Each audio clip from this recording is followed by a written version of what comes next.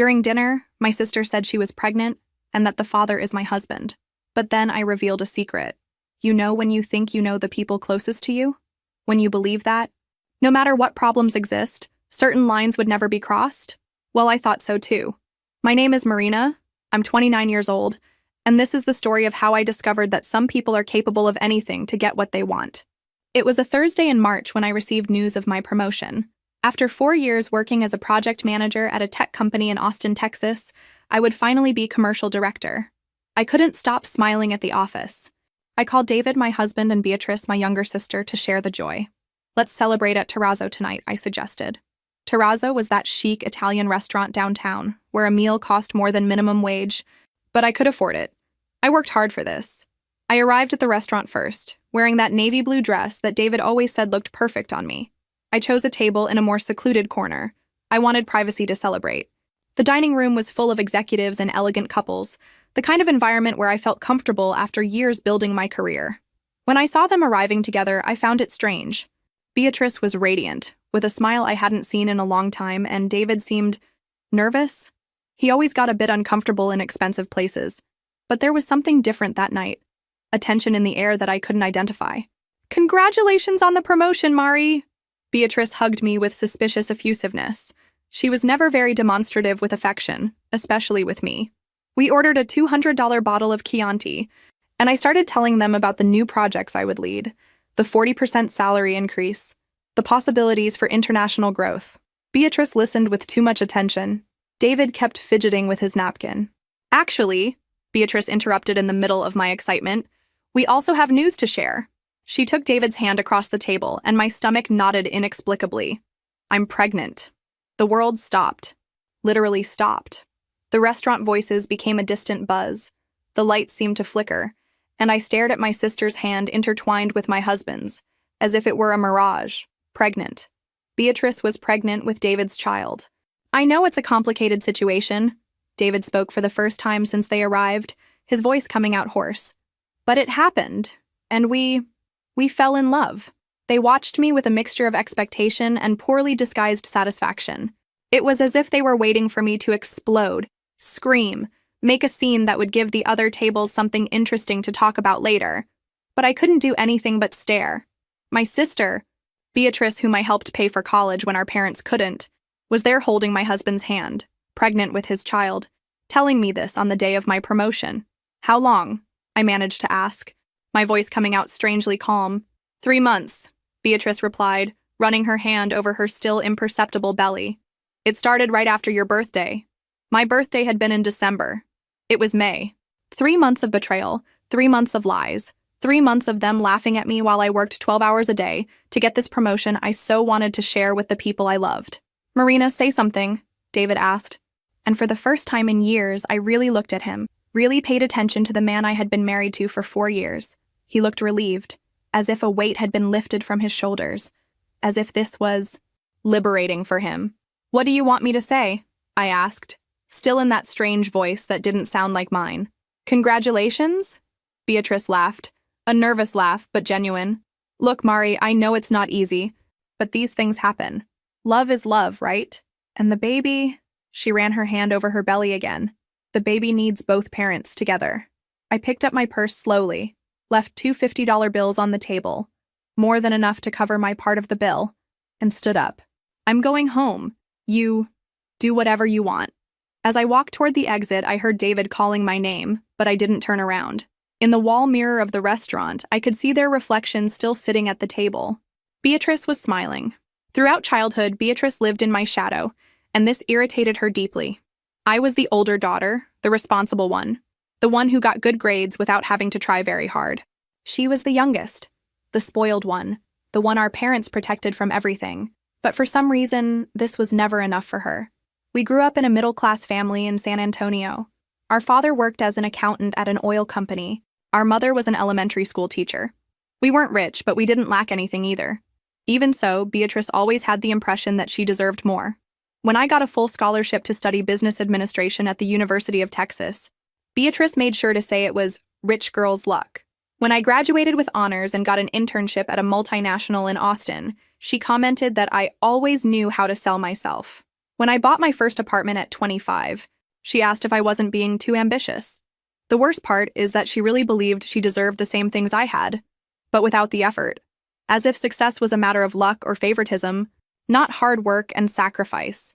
Beatrice studied graphic design at a public university, graduated without much distinction, and since then jumped from job to job, always complaining that bosses didn't recognize her potential. Our parents always tried to balance things out. When I bought my new Honda Civic, they bought a used one for her too. When I started earning well, they increased the help they gave her to pay rent for a small apartment in downtown San Antonio. It was as if they were trying to compensate for my success by keeping Beatrice at the same level. Artificially. She always asked about my salary, my investments, the apartment's value. Just sisterly curiosity, she'd say. But there was an intensity in the way she asked that bothered me. Now I understood it wasn't curiosity. It was pure envy, mixed with greed that I refused to see. When I met David at a work party 5 years ago, Beatrice made sure to say he wasn't my type. He was handsome, nice, worked as a salesman at a BMW dealership. He earned reasonably well by Texas standards, about $5,000 a month with commissions, but nothing compared to my $8,000 salary that soon became $12,000. Still, I fell in love. He was fun, affectionate, made me laugh after stressful days at the office. David had a simplicity that attracted me, an uncomplicated way of seeing life that contrasted with my nature of always planning 3 steps ahead. Beatrice was always polite with David, but I noticed a certain tension, especially when we all went out together and the bill arrived. David sometimes felt embarrassed when I paid for restaurants that cost $100 per person, or when we bought concert tickets that cost $200 each. Beatrice observed all this with that calculating look I knew well, but preferred to ignore. "You support him, don't you?" she asked once, when David went to the bathroom during a family lunch at Olive Garden. "I don't support him," I replied, irritated. "We split things proportionally to our income." It was true. David paid the bills he could, groceries, gas, some household bills, and I covered the rest. It worked for us. But for Beatrice, that was more proof that I had too much luck. A brilliant career, a beautiful 2-bedroom apartment in Austin, a dedicated husband, investments that grew month by month, as if I hadn't fought for every achievement, as if everything had fallen from the sky. I got home, and the apartment was exactly as I had left it that morning. Made bed, dishes washed, everything in place. It was strange how life could completely fall apart, and things could remain exactly the same. David's toothbrush was still there in the bathroom, his clothes in the closet, that ridiculous Dallas Cowboys mug he'd gotten in a dealership promotion. I sat on the beige leather sofa in the living room, still in my dress and high heels, and stared into the void. My head was strangely quiet, as if my brain had shut down the emotion processing system. I knew I should be crying, screaming, breaking things, but all I felt was a kind of numbness, like when you hit your elbow and can't feel your arm for a few minutes. David didn't come home that night, obviously. At 2 in the morning, I received a message. "I'm at B's house. We'll talk tomorrow." B. He called my sister B, as if they'd been intimate for years, as if I didn't exist, as if our 4 years of marriage were just an inconvenient obstacle that had finally been removed. I spent the night awake, walking through the 120 square meters of the apartment, trying to understand how I had gotten there. How hadn't I noticed the signs? Were there signs? David working later in recent weeks. Beatrice asking about my schedule whenever she called. Both of them arriving together at the restaurant as if it were the most natural thing in the world. Now that I thought about it, Beatrice had appeared a lot in Austin in recent months. "I came to see some clients," she'd say. Beatrice worked as a freelance graphic designer, so it was plausible that she had projects in the city. But Austin was only an hour and a half from San Antonio. Why did she always stay in hotels? Why didn't she ever ask to sleep on my couch like she used to? When the sun rose, I was still on the couch, with my dress wrinkled and makeup smeared. My iPhone showed 17 missed calls from my mother. Beatrice had told her everything, probably in a romanticized version where they were 2 lovers who couldn't resist the cruel fate that made them meet through me. I called the office and said I wouldn't be going to work.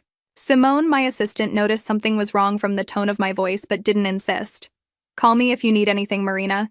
You never miss work. It must be something important." She was one of the few people I could trust completely. I went to take a shower, trying to wash away the sticky feeling from that night. Under the hot water, I finally cried. Not dramatic movie tears, but that tired crying of someone who had just lost 2 important people at once. My sister and my husband, the two I loved most in the world, had betrayed me in the cruelest way possible. When I got out of the shower, I had 3 messages from Beatrice. Mari, we need to talk. It wasn't how we wanted you to find out. Call me, please. I know it's difficult, but we can resolve this like adults. I deleted them all without responding. For the first time in years, I spent the entire day doing absolutely nothing productive. I watched Netflix, ordered Chinese food that cost $40 and arrived cold, ignored the phone that rang every 2 hours. It was as if I needed a whole day to process the fact that my life had completely changed overnight. That evening, David showed up to get some clothes. He still had the keys, still felt entitled to enter the apartment I had bought alone as if nothing had happened. He tried to talk, explain, justify himself while packing a suitcase with his things. It wasn't planned, Mari. It just happened. As if betrayal were a meteorological accident, something beyond human control. B was going through a difficult time, needed someone to talk to. How long have you been together? I asked, watching him fold the polo shirts I had bought for him at Nordstrom. Officially? Since January. 4 months. 4 months of lies, fake kisses, empty I love yous before sleep. While I worked 60 hours a week to get the promotion, dreaming of our future together, he was building a new life with my sister. I'm going to find a lawyer, I warned, sitting on the king-size bed I had bought the year before. David stopped packing his suitcase and looked at me for the first time since he arrived. Mari, it doesn't have to be like this. We can resolve everything among ourselves civilly. Divide things fairly without complications. Civilly. Divide things fairly. As if betrayal were an issue that could be resolved with politeness and goodwill. As if he had any right to what I had built. After he left taking 2 suitcases and promising to come back on the weekend to get the rest, I called Helena, my best friend since college and a family law attorney in Houston. I told her everything, trying to keep my voice steady. Helena listened to me in silence and when I finished, sighed deeply. Marina, I'm so sorry. I know how much you loved him and trusted your sister. She paused. About the divorce, I need you to bring all the marriage documents, bank statements, deeds, proof of income, investments, everything. I'll put together the best case possible for you. Helena, I don't care about the money. I just want this to end quickly. Don't say that, Marina. You fought hard to build what you have. You're not going to hand it over to someone who betrayed you. Do you have any idea how much your assets are worth today? I didn't have an exact idea, but I knew it was substantial. The apartment was worth at least $400,000. I had about $100,000 in investments, a stake in a startup worth at least $50,000, plus the new salary of $16,000 monthly. I scheduled the meeting for the following week and hung up. That's when I remembered. I needed to organize all the important documents. It wasn't something I did regularly. Who thinks about divorce when they're happy in marriage? I went to the office I had set up in the 2nd bedroom of the apartment, where I kept everything organized in colored folders like a person obsessed with control. Bank statements from the last 2 years, tax returns, investment statements from Fidelity and Charles Schwab. It was impressive to see on paper everything I had achieved at 29. I was proud of what I had built, but now everything seemed so fragile, as if it could disappear because of a betrayal and a poorly conducted divorce process. I took the green folder where I kept the marriage documents. Birth certificate, marriage certificate from Travis County, contract for... I stopped with the marriage certificate in my hand, frowning. There was something written there about property regime that suddenly caught my attention. Separate property regime. Complete separation of assets. Why complete separation? Most couples in Texas chose community property, partial community of assets. That's when I remembered. Vaguely, like a memory that was stored in a dusty drawer of my brain. Prenuptial agreement. I had insisted on making a prenuptial agreement 4 years ago. I ran to the small safe I had installed in the bedroom closet. It had been so long since I'd opened it that I almost forgot the combination. My birthday inverted. Inside, between the apartment deed and my passport, there it was. A sealed envelope with the seals of the Travis County Clerk's office. Prenuptial agreement. Marina Santos Silva and David Oliveira Ferreira. My hands trembled as I opened the envelope. I vaguely remembered insisting on this at the time, but the details were hazy. It had been 4 years ago. I was so in love and happy that the legal aspects of marriage seemed just a necessary formality to officialize our love. But now, alone in the bedroom at 2 a.m, holding those pages printed on letterhead from the law firm, I felt something I hadn't experienced in days. A hint of hope. Maybe, just maybe, I wouldn't lose everything I had built. Maybe there was something in those papers that could protect me from my sister's greed and my husband's irresponsibility. I took a deep breath, turned on the bedside lamp, and began reading every word with the attention of someone deciphering their own future. The memory came back like a movie being rewound. It was a sunny Saturday in April, 2 weeks before our wedding. I was 25 and had just signed the purchase contract for my first apartment, a modern 2-bedroom loft in downtown Austin that cost $350,000. David was nervous about the ceremony preparations, complaining about costs that were getting out of control. "Mari, are you sure you need all this?" he said, looking at the vendor list spread on my kitchen table. $15,000 catering, $8,000 photographer, $12,000 decoration. It's a lot of money. A lot.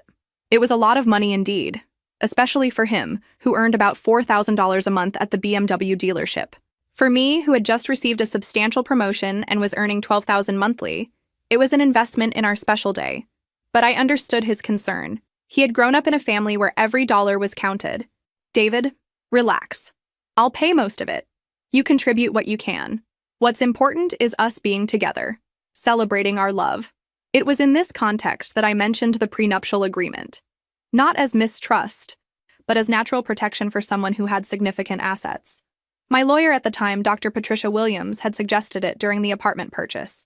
"Marina, you're young, successful, and accumulating assets rapidly. A prenup is sensible, especially when there's significant difference in assets between spouses. It's not mistrust, it's intelligent protection." When I talked to David about this on a Tuesday night, he laughed. Literally laughed, almost spitting out the Shinerbach beer he was drinking. "Prenuptial? Isn't that rich people nonsense? We love each other, Mari. Love doesn't need papers to prove anything. These things are for couples who enter marriage already thinking about divorce. It's not about love, David. It's legal protection. For both of us. If something goes wrong, nothing will go wrong," he interrupted me, pulling my hand. "We're going to be happy forever. You're being paranoid, baby." He made a face like he didn't understand the necessity, but eventually agreed when I explained it was something that would make me more comfortable. "If it's important to you, fine. But honestly, I think you're complicating something that should be simple." We went to Dr. Williams's office on a Thursday morning. I remember David was hungover because he had gone out with his dealership colleagues the night before for the last bachelor's outing. He arrived 15 minutes late, somewhat sleepy, complaining that he had lost an important sale because of the appointment. "Sorry, Mari. Had to come straight from work. Johnson wanted to close a deal today, but I said I had an important appointment with you." Dr. Williams, an elegant 50-year-old woman with gray hair and impeccable suits, explained the basic terms with the patience of someone who had given that presentation hundreds of times. Complete separation of assets. Each spouse maintains their individual patrimony. No division in case of divorce except for assets acquired jointly with clear proof of mutual contribution. "It's important to understand," she said, looking mainly at David, "that this agreement protects both parties. If you acquire significant assets during the marriage, they will also be protected." "You understand, David?" I asked, observing his somewhat lost expression. Yes. Each one keeps what's theirs, right? Makes sense?"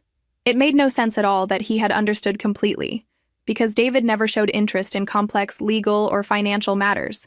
When I tried to talk about investments or financial planning, he would change the subject or make jokes about me being too uptight with money, but he signed all the pages with the ease of someone signing a grocery list. 15 pages of dense legal text, specific clauses about properties, investments, future businesses, inheritance. David barely read the section titles. "There, now you can marry in peace," Dr. Williams said, smiling as she stamped and filed the copies. "I hope to never see you here professionally again." On the way back, driving my Honda Civic through Austin streets, David commented, "I still think this contract thing is kind of weird, but if it makes you calmer, what's important is that in 2 weeks we'll be married, husband and wife forever." He really didn't understand what he had signed. For David, that was just another necessary bureaucracy to officialize our love, like getting the marriage license or choosing the rings. He didn't comprehend that he was giving up any right to my present and future patrimony. And I, in love and confident that we would be happy forever, didn't mind his lack of attention to details. After all, love was more important than any paper, wasn't it? We were going to build a life together, share everything, be a modern and partnered couple. The contract was just a formality that would never be necessary. How wrong I was. Now, 4 years later, Alone in the bedroom at 3 in the morning with the contract in my hands, I finally understood the value of that rich people nonsense. I read each page with redoubled attention, as if I were deciphering a secret code that could save my life. The legal words that at the time seemed just formality, now shone on the page like precious diamonds. Complete separation of property. Each spouse shall maintain individual ownership of all property owned prior to marriage and all property acquired during the marriage. Each spouse. Property acquired during marriage. The apartment I bought before getting married. The investments I made monthly, the stock applications, the stake in the tech startup I bought 2 years ago. All of this was exclusively mine. In the event of dissolution of marriage, there shall be no division of property, with each party retaining the entirety of their individual assets. Dissolution of marriage. There shall be no division of property. David had no right to anything, absolutely nothing of what I had built. I continued reading, looking for some clause that could complicate things, some loophole he could use to claim part of my patrimony, but there wasn't any. The contract was crystal clear, comprehensive, and bulletproof. Dr. Williams had done impeccable work. Spousal support waiver. Both parties hereby waive any right to spousal support, alimony, or maintenance from the other party. Alimony. David had no right even to alimony, and considering he earned much less than me, theoretically, he would be the one who could ask for financial support. For the first time in 3 days, I smiled. A small smile, but genuine. David had signed his own financial sentence 4 years ago, without even realizing it. And Beatrice... Oh, Beatrice... She had probably seduced my husband thinking he would be her gateway to a financially comfortable life. What delicious irony. I continued reading the specific clauses. Debt separation, each one responsible for their own. Future businesses. Corporate participation remained individual. Intellectual property. Royalties and patents were not shared. Inheritance. Assets received from family remained with the original recipient. It was complete armor. David had no right to a cent of what I had built. And more importantly, I had no responsibility for his debts. I remembered he had financed a Ford F-150 pickup the year before, plus had a high-limit credit card that he used frequently. I took my laptop and started making a mental list of my current patrimony. Apartment valued at least $400,000. Investments in stocks and funds totaling about $100,000. Stake in the startup I founded with 2 college colleagues worth at least $50,000 in the last contribution. Checking and savings account with $40,000. Paid-off car valued at $20,000, more than $600,000 in net worth at 29. And David had no right to any of it. Even better, my new salary as commercial director would be $16,000 monthly, plus performance-based bonuses that could reach $20,000 per month in the best quarters, while David would continue earning his $4,000 or $5,000 monthly selling cars. For the first time in days, I smiled. A small smile, but genuine. David had signed his own financial sentence 4 years ago without even realizing it. And Beatrice? Oh, Beatrice. She had probably seduced my husband thinking he would be her gateway to a financially comfortable life. What delicious irony. I remembered the conversation we had last Christmas, when she complained about the injustice of me having everything. Marie, do you realize how frustrating it is? Beautiful apartment, new car, trips, while I kill myself working and barely pay rent. Now I understood it wasn't frustration, it was planning. Beatrice had seen in David an opportunity to finally get what she deserved without working for it. She didn't love him. She loved what she thought he could give her access to. I stored the contract back in the safe, but first took photos of all pages with my iPhone. I sent the images to Helena by email with the subject, "Gift from God." She responded in 15 minutes, even though it was almost 4 in the morning. "Marina, this changes everything. Call me tomorrow." For the first time since that horrible dinner at Terrazzo, I managed to sleep a few hours. And for the first time in years, I dreamed about my future. A future where I was completely free to be whoever I wanted to be, without anyone trying to steal what I had built. I woke up the next morning with a mental clarity I hadn't felt in days. While having coffee in my modern kitchen, looking out the 10th floor window at the Austin skyline, I began connecting dots that before seemed like innocent coincidences. Beatrice had always shown suspicious interest in my financial life. It wasn't just fraternal curiosity. There was a calculating intensity in her questions that now made complete sense. "How much do you pay in rent for this apartment?" she had asked during a visit last year. When I explained it was financed, not rented, her eyes lit up. "Wow, it must be worth a fortune." She asked about my salary with uncommon frequency. "Mari, how much are you earning now?" Just to situate myself in the market, she'd say, as if she were comparing with her own opportunities as a freelancer. When I mentioned I was investing in stocks, she wanted to know specific amounts. I'm thinking about starting to invest too. I need a reference. I remembered a specific conversation during last year's Christmas. We were at our parents' house in San Antonio, and Beatrice had had a few too many glasses of wine. Mari, do you realize how frustrating it is to see you having everything? Beautiful apartment, new car, trips, expensive clothes, while I kill myself working and can barely pay rent. Beatrice, you can have all this too. It's a matter of working hard and making smart choices, I replied, trying to be encouraging. Oh, sure, everyone has the same opportunities, right? You were always the perfect daughter, the smart one, the one who gets everything easy. I have to kill myself to get crumbs. At the time, I thought it was just the wine talking. Now I realized it was envy and resentment accumulated over years. Beatrice genuinely believed she deserved what I had, but without the corresponding effort. And David, poor David. He was never an ambitious person financially.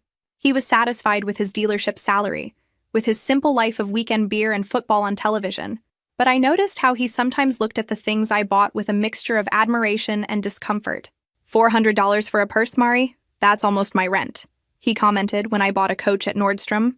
It wasn't criticism. It was more like he was trying to process a financial world completely different from his. Beatrice had probably planted seeds in his head. Imagine when you two get divorced, David. Half of all this will be yours. She didn't know about the prenuptial agreement because I never told anyone in the family. It was a private matter between me and my husband. Now I understood the conversation I overheard by chance a few months ago. David was on the phone on the balcony and I thought it was work. But now I remembered hearing, I don't know if it's the right time. She suspects something. I need to be sure. At the time, I thought he was talking about some complicated sale. Now I realized he was probably talking to Beatrice about how and when to reveal their relationship. The most painful part was realizing they had planned that moment at the restaurant. The choice of terrazzo, on the day of my promotion, the way they arrived together, the poorly disguised satisfaction on their faces. It wasn't an impulse or a desperate confession. It was theater. They wanted to humiliate me publicly, catch me off guard, see me fall apart, and they probably expected me to react with desperation, begging David to come back, offering anything to save my marriage. Too bad they didn't know about the prenuptial agreement. I spent the weekend organizing my strategy. I called Helena early Monday morning, before even going to work. Marina girl, this contract is a work of legal art. David has no right to absolutely anything. We can process the divorce in 60 days if he doesn't contest. And if he contests? Based on what? He signed the prenup. Everything is registered. There are no vices of consent. Unless he proves coercion or fraud, which is impossible, he's screwed. Screwed. David was screwed and didn't even know it yet. Helena, I want to do something. I'm going to call them and propose a civilized conversation about the divorce. I want to see their faces when they discover the truth. Marina, are you sure? It might be simpler to just file and be done with it. I'm sure. They humiliated me in public. I want to return the favor. 3 weeks passed since that night at Terrazzo. 3 weeks in which David came to get the rest of his things from the apartment, always accompanied by Beatrice, as if he needed protection or moral support. 3 weeks in which my mother called daily trying to mediate the situation, as if betrayal were a misunderstanding that could be resolved with a frank conversation. Marina, dear, I know you're hurt, but these things happen. David has always been a good boy and Beatrice is pregnant. Can't you think about the baby? Think about the baby. The baby that my sister was using as an excuse to steal my husband and, consequently, my patrimony. Mom, I won't discuss this. David and I are getting divorced, period. But Marina, you built a life together. The apartment, the plans. Ah, yes. The apartment. The plans. My mother also believed David had a right to half of everything. Beatrice had probably filled the whole family's heads with stories about how I was selfish and petty for not graciously accepting the betrayal. In the 4th week, I called Beatrice. She answered on the 2nd ring as if she were waiting for my call. Mari, so good that you called. We really need to talk. Hi, B. Look, I thought a lot about this whole situation, and I think you guys are right. There's no point in holding grudges. We're adults. These things happen. Silence on the other end of the line. She wasn't expecting this reaction. Really? You're okay with this? I'm trying to accept it. I mean, you fell in love, right? It wasn't anyone's fault. And now there's the baby to think about.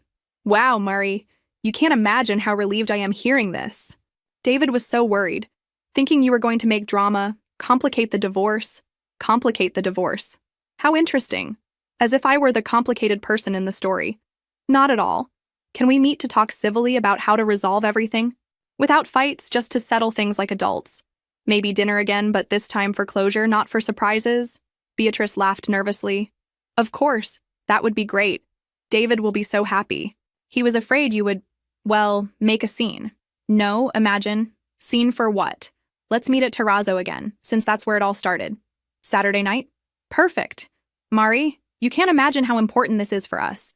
Especially now, with the baby coming. I hung up the phone smiling. Saturday night would be interesting.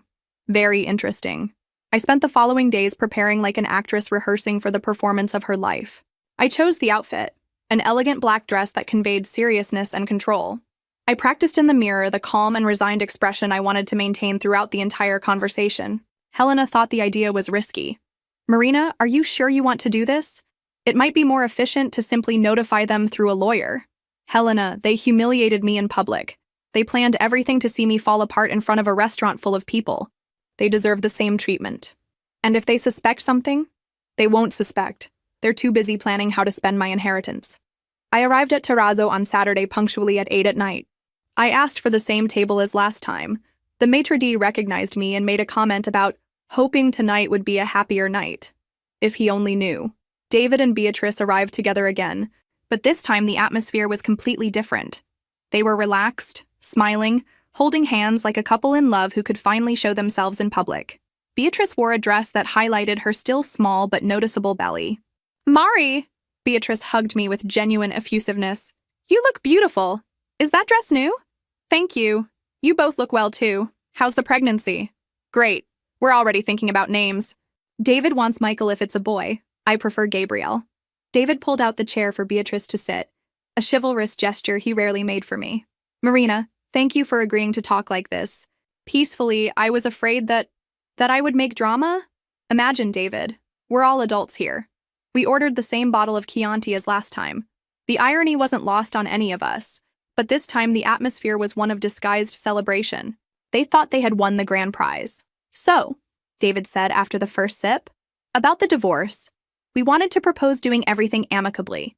Divide things fairly without complications. Divide things fairly, I repeated, savoring the words. Tell me more about this, David. What do you consider fair? Beatrice and David exchanged a quick glance. They had rehearsed this conversation. Well, we can sell the apartment and split it 50-50. The investments too.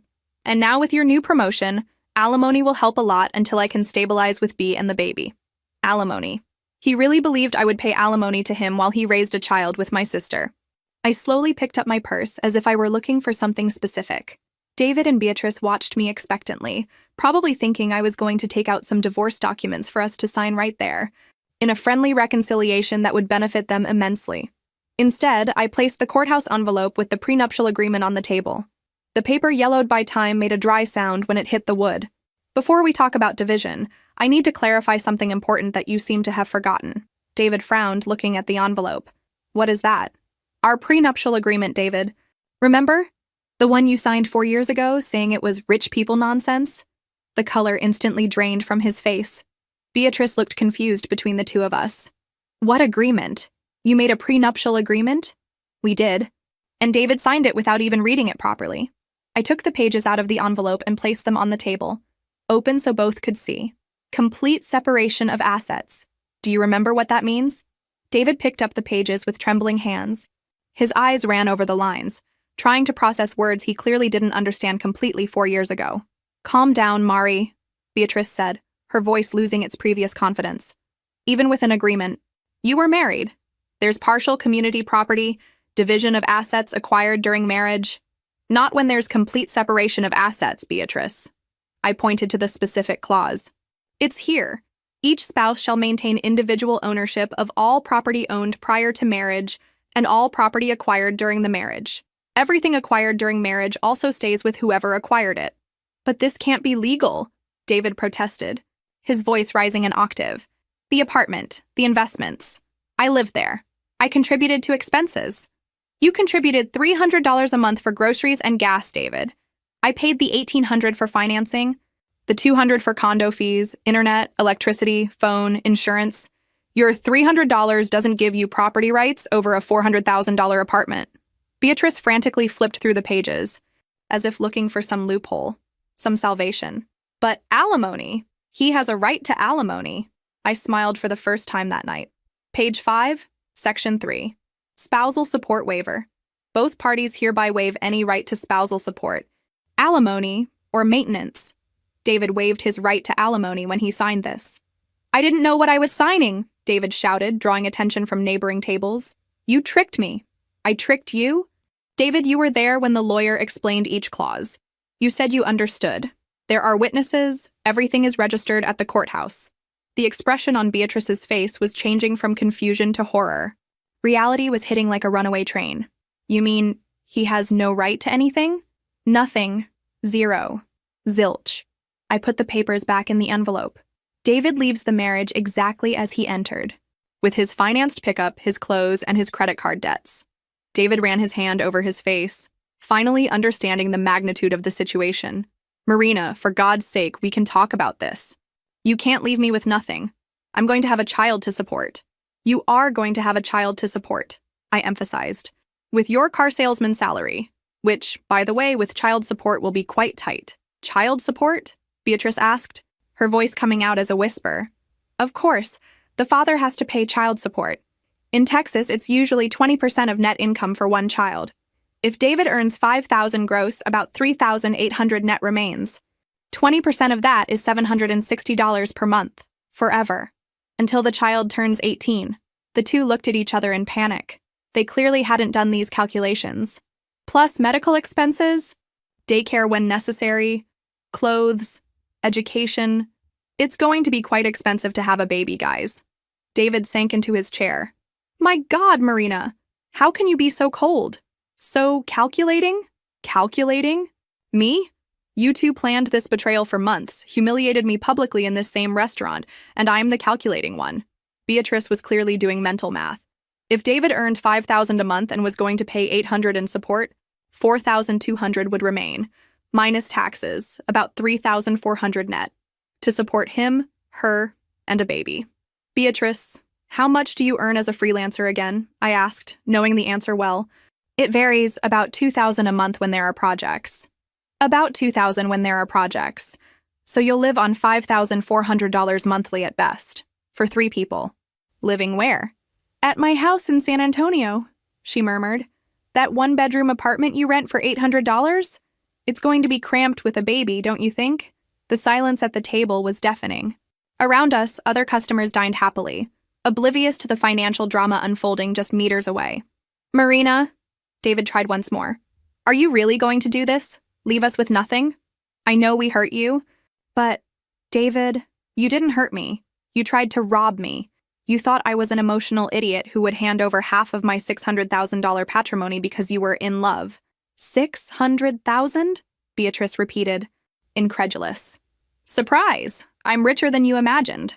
And now, with the promotion, I'll earn $16,000 a month, while you fight over money for diapers. David buried his face in his hands. I'm an idiot. A complete idiot. Finally, something we agree on. Beatrice tried one last card.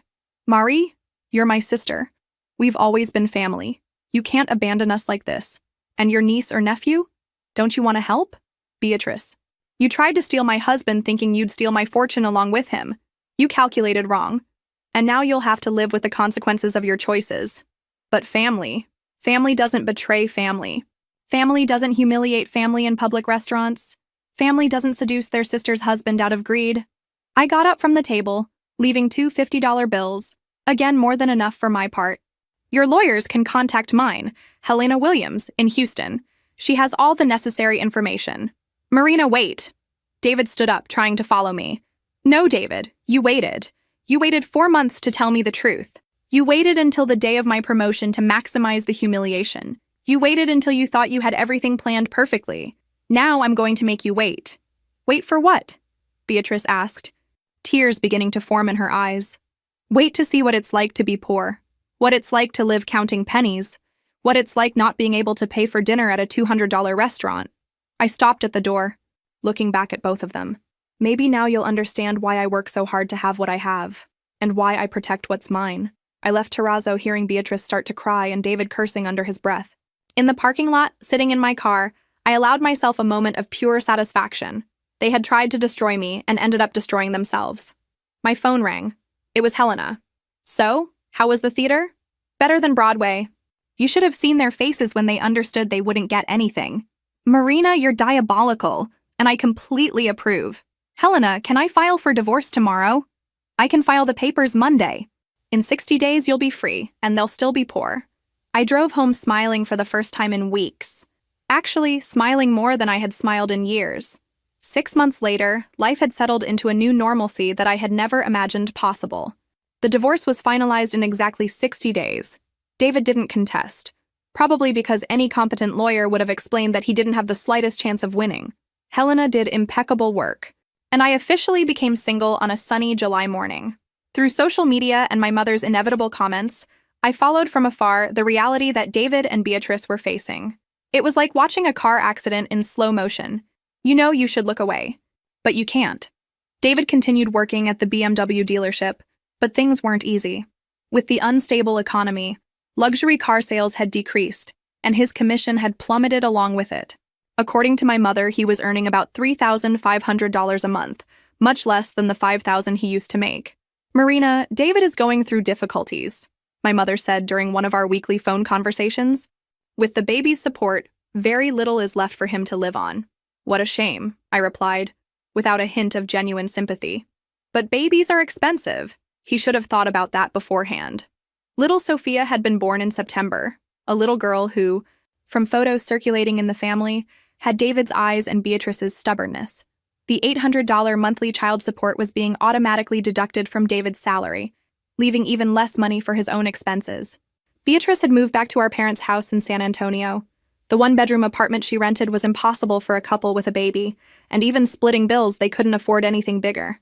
Our parents, already retired and living on limited income, now supported 3 adults and a baby on my father's retirement. Beatrice is trying to get more clients, but it's difficult with the baby, my mother continued. And David? He seems so tired lately, working late, driving an hour and a half every day between Austin and San Antonio. David had tried to move to San Antonio to be closer to the family, but couldn't get a transfer at the dealership. Now he made the daily commute, spending a fortune on gas he could barely afford. He asked to talk to you, my mother said hesitantly. Maybe you could resolve some things. Mom, we have nothing to resolve. The divorce is finalized, he has a new family, let everyone follow their own life. It was true. I had followed my life spectacularly. With the divorce resolved and the betrayal overcome, my energy multiplied exponentially. I concentrated all my strength on my career and business, and the results exceeded my most optimistic expectations. As commercial director, I beat all first-quarter targets, securing the maximum bonus.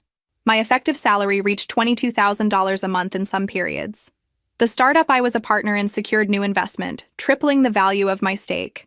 In October, I found an even larger and more modern loft in downtown Austin. 2 floors, 3 bedrooms, private terrace with lake view. I sold my old apartment for $500,000, $80,000 profit in 5 years, and bought the loft in cash for $700,000. I renovated everything from scratch. German kitchen, complete automation, private gym, office with panoramic view. I spent $200,000 on the renovation, but the result was an architectural work of art that became the cover of Austin Home and Design magazine. Wow, Marina, said Simone, my assistant, when she came to see the new loft. This looks like a movie house. You've achieved the American dream. It was true. At 30, I had a net worth of over $1 million, a solid career at an international company, and complete freedom to do whatever I wanted. I traveled to Europe 3 times that year. Paris, Rome, Barcelona, always alone, always first class, always staying at the best hotels. I bought clothes at boutiques I previously considered too expensive, dined at Michelin-starred restaurants, shopped without looking at prices. The loneliness? Curiously, I didn't feel it. After years of being betrayed by those I trusted most, the peace of being alone was almost addictive. I didn't need to explain my expenses to anyone, didn't need to consider others' opinions in my decisions, didn't need to share my space or my time. I started therapy, not for sadness, but for growth. Dr. Rebecca Chen, an incredible psychologist of Asian origin, helped me process not just the betrayal, but years of toxic relationships disguised as family love. "Marina, you grew up believing you had to take care of everyone around you," she said in one session. "Your sister, your parents, your ex-husband. When was the last time someone took care of you?" It was a simple question that made me cry for 15 minutes. I had always been the provider, the responsible one, the problem solver. I never stopped to think if anyone was taking care of me. "Maybe it's time for you to put yourself first," Dr. Chen suggested, "and discover who you are when you're not supporting other people." That's exactly what I did. During the holiday season, I received several messages from Beatrice. First reconciliation attempts, then direct requests for financial help. "Mari, I know you're upset, but we're sisters. Sophia is your niece. Can't you at least help with some baby things?" "Marina, expenses with Sophia are very high. Diapers, medicine, pediatrician. David is killing himself working but can't cover everything. Mari, for God's sake. Answer my messages. We need help, and you're the only person in the family who can afford it." I read them all without responding.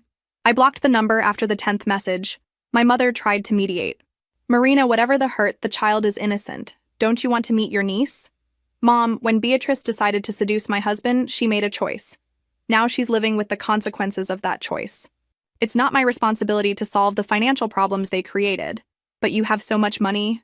"I have so much money because I worked hard to have it, and because I protected what I built." If Beatrice wanted financial stability for her child, she should have thought about that before getting pregnant by a man who earns $4,000 a month. It was harsh with my mother, but necessary.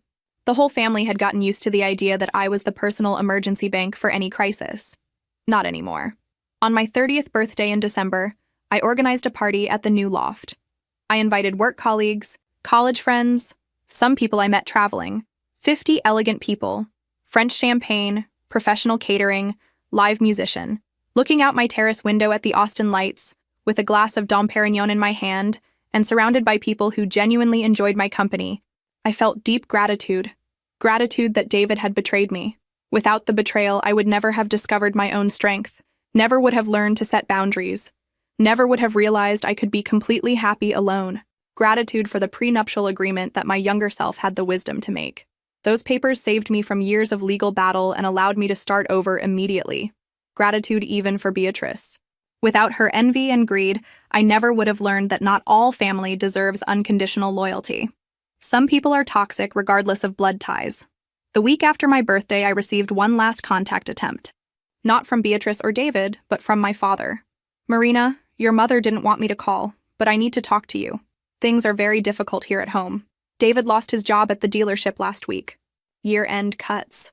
My father rarely interfered in family conflicts. When he called, it was because the situation was really critical. "And what do you want me to do, Dad?" "I don't know, daughter. I don't know what to do anymore. There are 4 people here at home, a small child, and now, without David's income. Your mother is talking about going back to work, but she's 70 years old." I felt a pang of guilt. Genuine, for the first time in months. My parents weren't to blame for the situation. They were just trying to help a daughter in difficulties as parents do. "Dad, I can help you, but I won't give money to David or Beatrice directly. If you need something specific, electric bill, groceries, pediatrician for Sophia, send me the bills and I'll pay them directly. Marina, that's my offer. I'll help you, who are innocent in this story. But I won't finance the bad choices David and Beatrice made." My father accepted, relieved. In the following months, I received some bills by email. $200 electric bill, $300 groceries, $150 pediatric consultation. Trivial amounts for me, but they made a difference for them. I never had direct contact with David or Beatrice again. According to my father, David got a job at a smaller dealership, earning half what he used to earn. Beatrice continued doing sporadic freelance work, but with a small child, it was impossible to work full-time. They had moved to a trailer park in San Antonio. $500 monthly rent for a tiny space, but it was what they could afford. Sophia's support continued being automatically deducted, leaving even less money for them. They fight a lot about money, my father told me in a conversation. David blames Beatrice for insisting on the divorce. Beatrice blames him for losing his job. It's a cycle. It was exactly what I imagined would happen. When people get together for wrong reasons, greed, envy, opportunism, and financial reality knocks on the door. False love disappears quickly. 2 years after the betrayal, my life was completely transformed. Not just financially, but emotionally. I learned to say no without guilt. I learned that self-esteem is non-negotiable. I learned that some people are incapable of genuinely loving. They can only see other people as resources to be exploited. I started dating Daniel, an architect I met at an art exhibition. He had his own successful company, his own resources, his own ambitions. Our relationship was based on real partnership, not financial or emotional dependence. "You have impressive strength," he told me one night, while we dined on my loft's terrace. "But also an inner peace that's rare." He was right. I had found a peace that came from knowing exactly who I was and what I deserved. I no longer needed anyone's approval, no longer needed to support people who didn't contribute to my life. Sophia turned 2 without me meeting her personally. From photos my mother insisted on showing on her phone, she was a beautiful and apparently healthy child. I felt a hint of curiosity about her, but not enough to reconnect with Beatrice and David. Some friends thought I was being cruel. "Marina, she's your niece. Don't you miss family?" "I have family," I would respond. "My parents, who love me unconditionally. My true friends, whom I've built over the years. Family isn't just blood. It's who really cares about your well-being." It was true. Simone, my assistant, was more present in my life than Beatrice ever was. Helena continued being a close friend and advisor. Dr. Chen helped me grow in ways I didn't even know I needed. On the 3rd anniversary of the betrayal, I received a message from an unknown number. It was David. "Marina, I know you don't want to talk to me, but I need to tell you something. You were right about everything. About me, about Beatrice, about the money. I was an idiot and destroyed the best thing I had in life. I hope you're happy." Reading that message didn't bring me satisfaction or anger, just a kind of peaceful closure. David had finally understood what he lost, but it was too late. I had moved on completely. I deleted the message without responding. Today, at 32, I look back and see how that horrible night at Terrazzo was actually the best gift life could have given me. It forced me to discover who I really was when I wasn't being exploited or underestimated. I'm now executive director of the company, with a salary of $300,000 annually. My net worth has exceeded $2 million. I travel the world regularly, both for work and pleasure. I have a healthy relationship with someone who values me and contributes equally to our partnership. More importantly, I learned that people who really love you don't try to steal your peace, your money, or your dignity. They celebrate your successes, respect your boundaries, and build together with you. David continues living in the trailer park, working jobs that pay little, fighting with Beatrice about money they don't have. Beatrice continues sending occasional messages asking for help, which I continue ignoring. Sophia is growing up in a family that struggles financially because of her parents' selfish choices. Sometimes I wonder if I should feel guilty for having so much while they have so little. But then I remember, they tried to rob me. They planned my humiliation. They calculated my emotional and financial destruction.